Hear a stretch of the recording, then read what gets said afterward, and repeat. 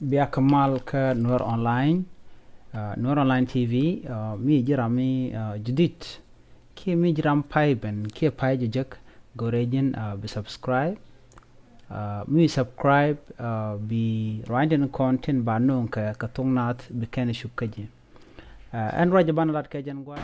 koren chitok re wich ka Sudan ka Khartoum kam de ni tinte ka president Kennedy tin ta ka general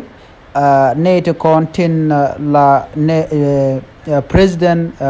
jan kuar nyam mogor ka jan general dana te ke de nyen ka president alo kan de inde kontin nyen ka president ketin kontin to core general lat kanan o shikan presidential palace ke dorante quartetin kan shikana kap ka shikan airport ba shikana kap kallat je anede kontin te kel ke president men cha dor ke bala palace tetin ke dor tetin lar jo tek nad ba teacher cap ka kweren ke kwerdi ni mala general en kor ma to gono mandan ko rum ka ta wel ke jan gwasame cha to gono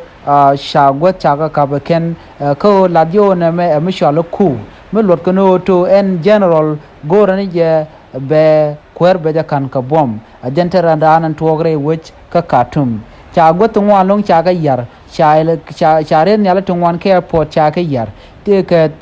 torbiel ba te basne te ka airport ba cha ga yar duno kan peg ne content chanak kana latki ne de kon te ka bot re wich ka Sudan ka Khartoum ngoda ban ta ngot korwe ka wonyam kor kan ro da kapchong ngoda lian ka mach ka yemach re wich ka Khartoum ke Sudan kuna la palano de malder te tin ke de malder ben ne mejen ler dan de la je ke jen gwasame biya te kamal ka gorje biya rwande ko ken biya ga nyoka mi gor ke biya ga jek